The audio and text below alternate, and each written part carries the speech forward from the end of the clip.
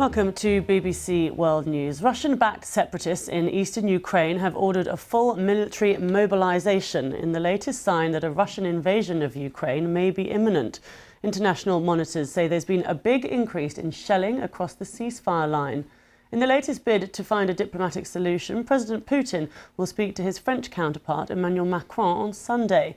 However, President Biden says that he is convinced that the Russian leader has already made the decision to mount an attack on Kiev in the coming days. Our North America correspondent Peter Bowes reports. This is Joe Biden's most definitive prediction yet over the intentions of Russia. He said he was convinced President Putin had made his decision. We have reason to believe the Russian forces are planning to and intend to attack Ukraine in the coming week. In the coming days.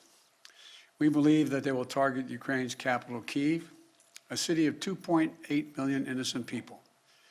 We're calling out Russia's plans loudly and repeatedly, not because we want a conflict, but because we're doing everything in our power to remove any reason that Russia may give to justify invading Ukraine and prevent them from moving. The president said his assessment was based on significant intelligence. Mr. Biden's comments came after a phone call with other world leaders, including Boris Johnson, who's heading to the Munich Security Conference later, with a message that there's still a chance to avoid unnecessary bloodshed. The view of Downing Street is that the UK continues to reserve judgment on whether Russia has decided to invade Ukraine. The White House says the transatlantic leaders are united in their determination to continue pursuing diplomacy while preparing to impose swift, coordinated economic costs on Russia should it choose further conflict. Vladimir Putin has again insisted that large-scale military exercises close to the Ukrainian border are purely defensive and don't represent a threat to any other country.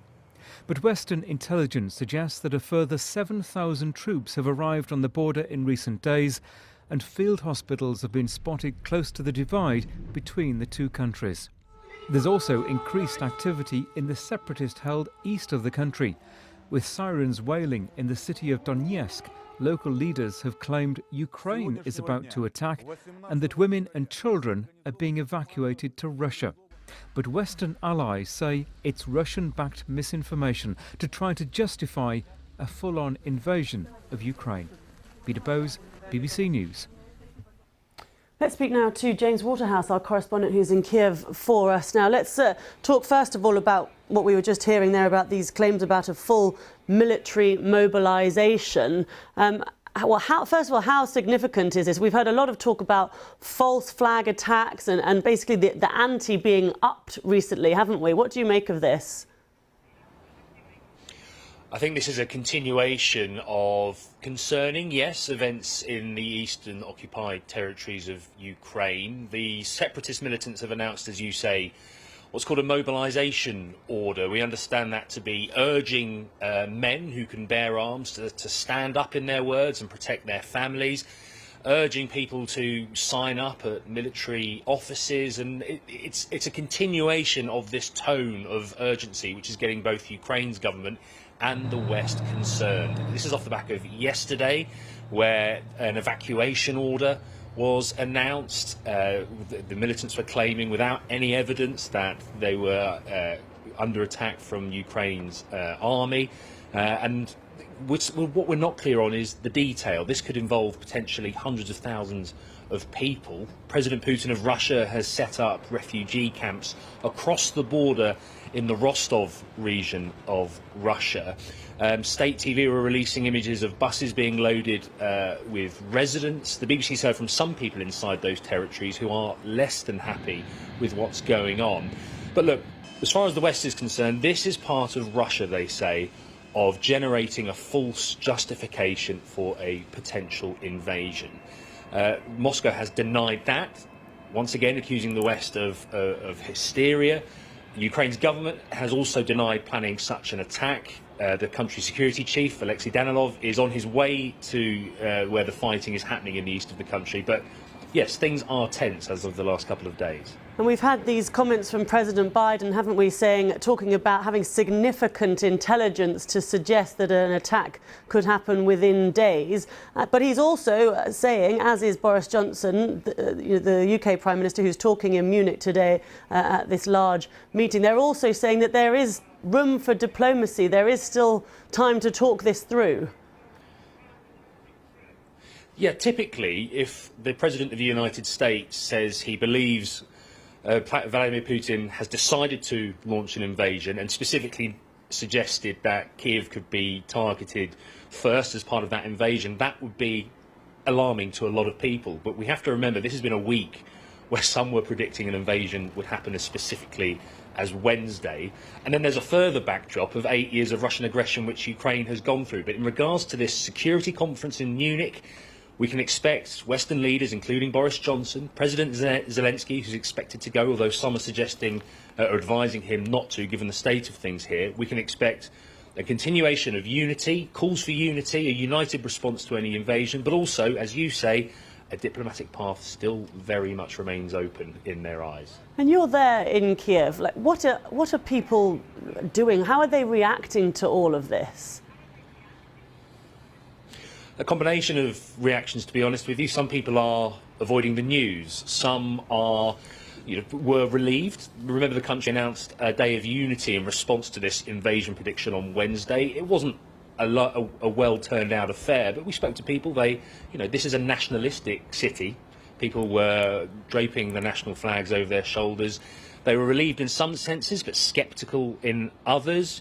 There were 3 such statements from Russia this week saying they were removing some troops as planned from military exercises.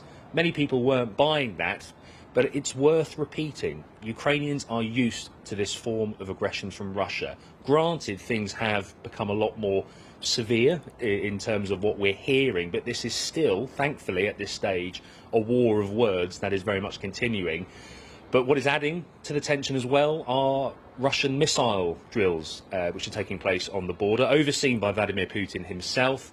They'll be testing certain launches as well as the country's nuclear capability. No such detonations or anything like that, but it's Russia once again making a statement whilst denying it has plans to invade. OK, thanks very much. Now that's James Waterhouse for us there in Kiev. Well, let's take a closer look at those separatist-held parts of eastern Ukraine experiencing an increase in violence. The self-declared People's Republics of Donetsk and Luhansk have been fighting the Ukrainian army in the east for the past 8 years in a conflict that has claimed more than 14,000 lives. Our correspondent Orla Guerin has been to the frontline village of Trudivsky and sent this report. An increasingly grim horizon in eastern Ukraine.